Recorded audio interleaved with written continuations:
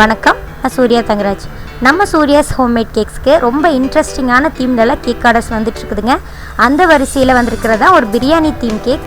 இந்த ஒரு cake order வந்ததுமே நான் ரொம்ப குஷி ஆகிட்டேன். எனக்கு செய்யணும்னு ரொம்ப ஆசையாகவும் இருந்துச்சு. இந்த கேக் ஆர்டர் கொடுத்தவங்க கொஞ்சம் நாள் முன்னாடியே சொல்லிட்டாங்க. அதனால் எனக்கு நிறைய டைமும் இருந்துச்சு யோசிக்கிறதுக்கு. இன்றைக்கி இந்த கேக்கை எவ்வளோ ஜாலியாக இன்ட்ரெஸ்டிங்காக பண்ணேன் அப்படிங்கிறது உங்கள் கூட ஷேர் பண்ணிக்கணும்னு ஆசைப்பட்றேன். ஹோம்மேட் பேக்கர்ஸ்க்கு இந்த கேக்கோட ஒரு டுட்டோரியல் வந்து கண்டிப்பாக யூஸாக இருக்கும். யூஸ் பண்ணிக்கோங்க. நீங்களும் ஏதாச்சும் டவுட்ஸ் இருந்தாலும் எனக்கு கமெண்ட்ஸில் கேளுங்க.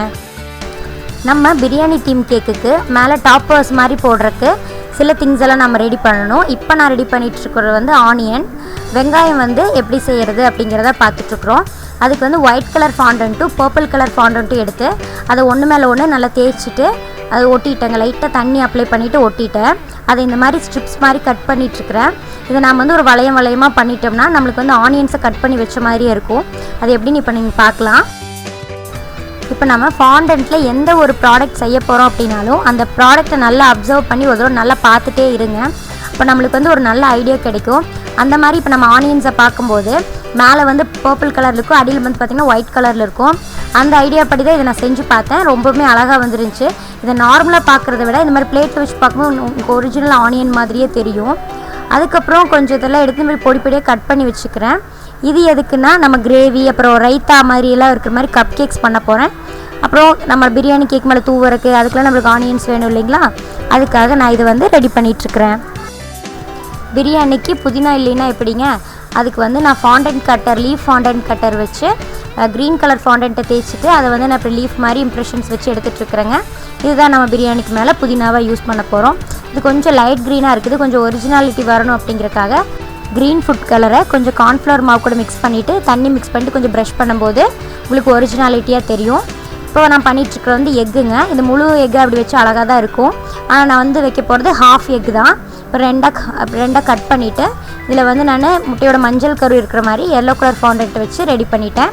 இது பார்க்குறதுக்கு உங்களுக்கு ஒரிஜினல் எக்கு மாதிரியே தெரியும். அடுத்து நம்ம பண்ண போகிறது பட்டைங்க. இது வந்து எனக்கு ஒரிஜினல் கலர் கிடைக்கணும் அப்படிங்கிறக்காக கொஞ்சம் லைட் ப்ரௌன் கலரும் டார்க் ப்ரௌன் கலரும் எடுத்துட்டேன். இதை ஒரு அளவுக்கு மட்டும் மிக்ஸ் பண்ணிவிட்டு, நல்லா மிக்ஸ் பண்ணாமல் ஒரு பார்ஷியலாக மிக்ஸ் பண்ணிவிட்டு இதை வச்சு தான் நாம் இப்போ பட்டை பண்ண போகிறோம்.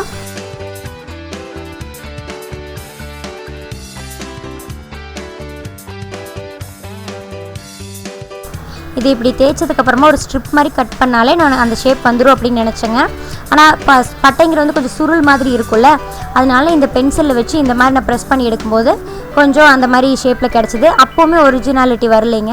அப்போ நான் வந்து இந்த மாதிரி ஃபாண்டன்ட் டூல் வச்சு இந்த மாதிரி வந்து ஒரு தேய்ச்சி கொடுத்தேன். அப்போ நல்லா ஒரிஜினலாக ஒரு பட்டை எப்படி பார்க்குறோமோ அதே மாதிரி இருந்துச்சு. அடுத்து நான் செய்ய போகிறது வந்து கிராம்புங்க. இதுக்கு வந்து ஒரு டார்க் கலர் ஃபாண்டன்ட்டும் லைட் கலர் ப்ரௌன் கலர் ஃபாண்டன்ட்டும் வச்சு தான் செய்கிறேன். இது பார்த்தாலே புரியும் நான் எப்படி செய்கிறேன்னு.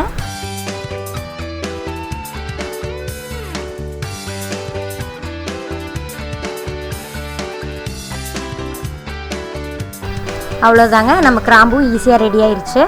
அடுத்து நம்ம செய்ய போகிறது ஏலக்காய். இதுக்கும் வந்து நான் 2 கலர் க்ரீன் கலர் மிக்ஸ் பண்ணியிருக்கிறேங்க. கொஞ்சம் லைட் க்ரீனும் டார்க் க்ரீனும் மிக்ஸ் பண்ணி பண்ணும்போது நம்மளுக்கு அந்த ஒரிஜினாலிட்டி கிடைக்கும். எனக்கு இந்த மாதிரி ஒவ்வொரு ஸ்பைசஸும் செய்யும்போது அவ்வளோ ஒரு எக்ஸைட்மெண்ட்டாக இருந்துச்சுங்க. இது வரைக்கும் நான் இந்த மாதிரி செஞ்சதே கிடையாது. அப்புறம் இந்த ப்ராடக்ட்ஸ் எல்லாம் எப்படி ஒரிஜினலாக இருக்கிற மாதிரி பண்ணணும் அப்படிங்கிறதுல நான் ஒரு 2-3 நாள் ரொம்ப யோசிச்சுட்டே இருந்தேன்.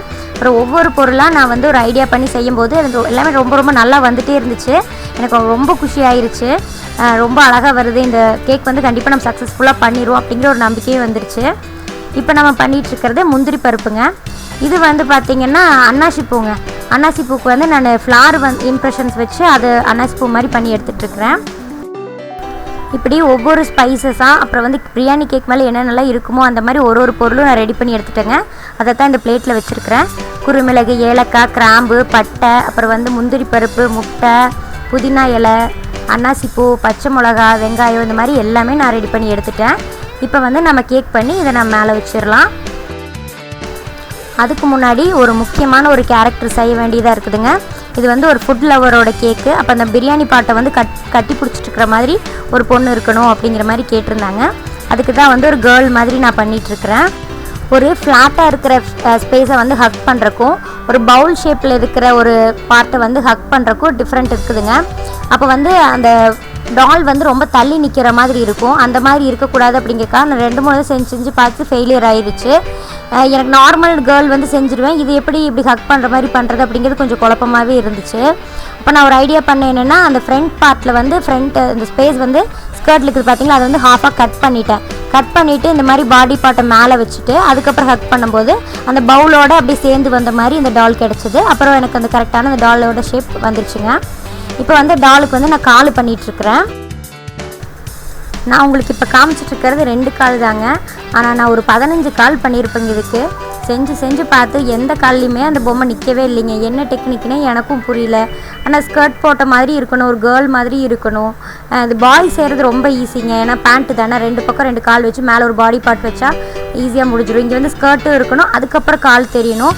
அப்படிங்கும்போது அதை நான் செஞ்சு பார்த்து நிற்கவே இல்லை. இந்த சின்ன பாதத்து மேலே நிற்கும் போது அப்போ ஒருக்கா விழுந்துடும். இந்த மாதிரி செஞ்சு பார்த்து கடைசியில் ஒரு ஷேப் கண்டிப்பாக கிடச்சிருச்சுங்க. உண்மையாக சொல்லணுன்னா இந்த கேக்காக நான் ஒரு 2 நாள் வேலை செஞ்சேன். நான் ரொம்ப கஷ்டப்பட்டு பண்ண கேக்கும் இதுதான். ஆனால் ரொம்ப என்ஜாய் பண்ணி பண்ண கேக்கும் இதுதாங்க. இந்த கேக்கோட பாடி பார்ட் வந்து இது காலில் நின்ன உடனேயுமே எனக்கு ரொம்ப சந்தோஷமாயிடுச்சு. இப்போ வந்து இதுக்கான ஃபேஸ் பண்ணிடலாங்க.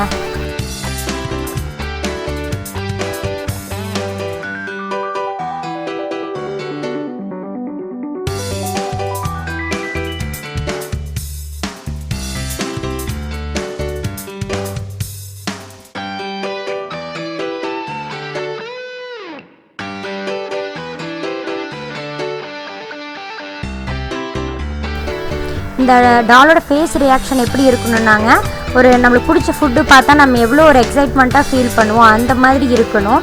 இப்போ அதை வந்து ஃபாண்டன்ட்டில் பண்ணுறது கஷ்டம். அதனால் நான் என்ன பண்ணேன், ஈட்டபிள் மார்க்கர் வச்சு இந்த மாதிரி கண் லிப்ஸ் எல்லாம் வரைஞ்சி கொடுத்தேன். நான் நினச்சதை விடவுமே இந்த ஃபேஸ் வந்து ரொம்ப அழகாக வந்துருந்துச்சு. பொதுவாகவே எனக்கு சாப்பாடுனா ரொம்ப பிடிக்குங்க.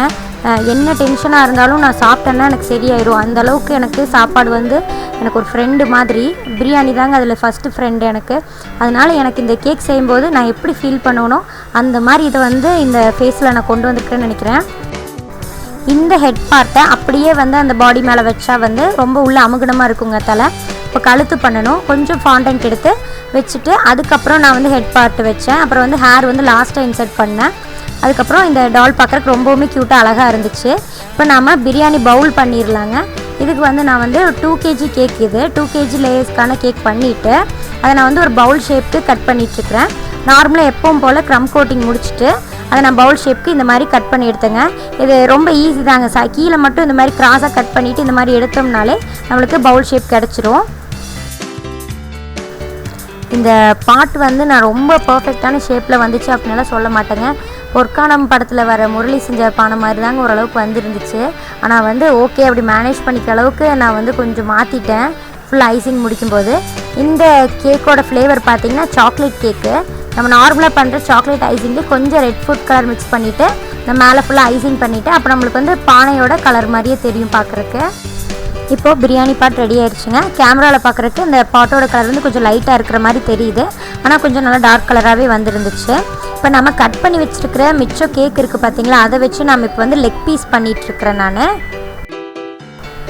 லெக் பீஸோட ஷேப்புக்கு கொண்டு வந்துட்டு இது வந்து நல்ல ஒரிஜினல் கலர் அப்படி தெரியணும் அப்படிங்கிறக்காக நான் சாக்லேட் க்ரீம்லேயே கொஞ்சம் வெளியே வச்சா கொஞ்சம் மெல்ட் ஆகும் இல்லைங்களா, அந்த க்ரீமில் வந்து இன்னும் கொஞ்சம் ரெட் ஃபுட் கலர் மிக்ஸ் பண்ணிவிட்டு மேலே அப்ளை பண்ணிகிட்ருக்கிறேன்.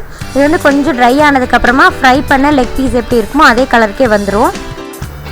அப்புறம் பிரியாணியில் இருக்கிற ரைஸ்க்காக நான் என்ன பண்ணேன்னாங்க, பொரியை வந்து நல்லா ஃப்ரை பண்ணிவிட்டு நல்லா ப்ரௌன் கலர் கிடச்சிது. அதுக்கப்புறம் பவுடர் பண்ண சுகரில் வந்துச்சு மிக்ஸ் பண்ணிவிட்டு நான் அதை மேலே போட்டுட்டேன். பொதுவாக வந்து இந்த மாதிரி பிரியாணி தீம் கேக்குக்கு ஃபாண்டன்ட்டை வந்து குட்டி குட்டியாக திருகி ரைஸ் மாதிரியே பண்ணி போடுவாங்க. எனக்கு எல்லாமே ஃபாண்டன்ட்டில் பண்ணுறதுல விருப்பம் இல்லைங்க. அதனால தான் நான் இந்த மாதிரி பண்ணேன். ஏன்னா ஃபாண்டன்ட்டோட டேஸ்ட் வந்து உங்களுக்கு அவ்வளோ இருக்காது. அதனால நான் இந்த மாதிரி ஒரு ஐடியா பண்ணேன். அப்புறம் பார்க்குறக்கு வந்து என்ன தான் நீங்கள் அந்த ஃபாண்டன்ட்டில் பண்ணாலும் இதில் பண்ணாலும் ரொம்ப அந்த சீரக சம்பா அரிசி மாதிரிலாம் பார்க்குறக்கு இருக்காது. ஒரு கேரளா மட்டை அரிசி பிரியாணின்னு வச்சுக்கோங்களேன், அந்த மாதிரி இருக்கும் பார்க்குறக்கு. அதுக்கப்புறம் நம்ம ரெடி பண்ண லெக் பீஸு அப்புறம் ஆனியன்ஸ் இது மாதிரி கேக் டாப்பிங்ஸ் எல்லாமே வந்து நம்ம மேலே வச்சிடலாம். இப்போ பார்க்குறக்கு இது வந்து பிரியாணி பாட் மாதிரி இருக்குதுன்னு நினைக்கிறேன். இது வெறும் பிரியாணி பாட் மட்டும் வச்சா இது ஒரு ஃபுல்ஃபில் ஆன மாதிரி தெரியலிங்க. இப்போ நான் அந்த கஸ்டமர்கிட்டயே சொல்லியிருந்தேன், கொஞ்சம் கப் கேக்ஸ் மாதிரி பண்ணி இந்த பிரியாணிக்கு சைட் டிஷ் மாதிரி வைக்கலாம் அப்படின்னு நான் சொல்லியிருந்தேங்க. அது வந்து ஒரு 2 ரைத்தா, அப்புறம் வந்து சிக்கன் கிரேவி, அப்புறம் சில்லி சிக்கன் இந்த மாதிரி எல்லாம் வைக்கலாம், ஒரு எக்கு இந்த மாதிரிலாம் வைக்கலாம் அப்படின்னு சொல்லிட்டு ஐடியா கொடுத்துருந்தேன். அது அவங்களுக்கு ரொம்ப பிடிச்சிருந்துச்சு. அது மாதிரியும் அப்புறம் நான் செஞ்சு வச்சுருந்தேன். இதெல்லாம் செஞ்சுட்டு ஒரு ஃபோட்டோ ஷூட் பண்ணி பார்க்கும்போது ரொம்ப அழகாக இருந்துச்சுங்க. எனக்கு ரொம்ப சந்தோஷமாகவும் இருந்துச்சு. அந்த கேக் வாங்கின கஸ்டமரும் அவ்வளோ சந்தோஷப்பட்டாங்க. ஒரு வீடியோ ரிவ்யூஸ் கூட கொடுத்துருந்தாங்க. அதை நான் இன்ஸ்டாகிராமில் அப்லோட் பண்ணியிருக்கிறேன். இன்ஸ்டாகிராமில் நேம் வந்து சூர்யாஸ் ஹோம்மேட் கேக்ஸ். நீங்கள் அதுவும் ஃபாலோ பண்ணணும்னு நினச்சா பண்ணலாம். இப்போ இந்த கேக்கோட ப்ரைஸ் என்னன்னு பார்த்துடலாங்க. இந்த கேக் வந்து 2 kg கேக். சாக்லேட் கேக் வந்து 1 kg 750 கொடுக்குறோம். அப்புறம் இந்த கேக்கோட டெக்கரேட்டிவ் சார்ஜ் பார்த்திங்கன்னா 650 நான் சார்ஜ் பண்ணியிருந்தேன் இந்த கப் கேக்ஸோடு சேர்த்து. இந்த வீடியோ உங்களுக்கெல்லாம் பிடிச்சிருக்குன்னு நம்புகிறேன். சீக்கிரமாகவே நான் உங்களை அடுத்த வீடியோவில் சந்திக்கிறேன். நன்றி, வணக்கம்.